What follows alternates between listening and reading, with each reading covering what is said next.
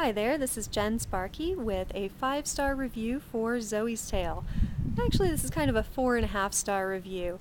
You know, I loved Zoe's Tale by John Scalzi, and I have read, of course, all of the other John Scalzi books, every last one of them, even his one on writing and his latest on his blog.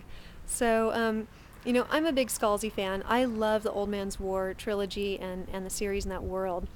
Um, and I loved Zoe's Tale. It was unbelievable to me that John Scalzi managed to create a teen female protagonist that felt totally real. I really liked her. She was sassy, she was rude, she was realistic, and likable. She was a really likable character. And I think that this book really stands alone very well. You don't have to have read all the other books in the series to enjoy it.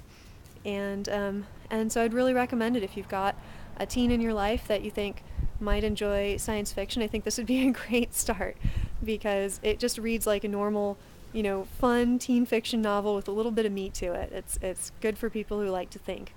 Now, my personal quibble with it, this is why it's not getting a full, wholehearted 5 stars, which is this basically tells the whole story of the last colony just from Zoe's perspective. So I kind of know what's going to happen.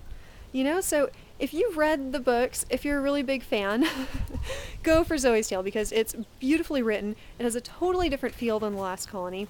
But as you're reading it, especially if it's been, a little while since you read The Last Colony, I read it when it first was published, you're probably going to go, gee, this sounds really familiar. So that is my only very small complaint, but it's a very small one. I love John Scalzi's writing. I'd probably read his grocery list were he to sell it and, edit it down so it was very interesting. So, I would really recommend Zoe's Tale. But definitely if you haven't read any of his other books, I would go for the whole Old Man's War trilogy first, and even some of his other books before I would go for this one, much as this was beautifully written, beautifully done, and a fun book to read.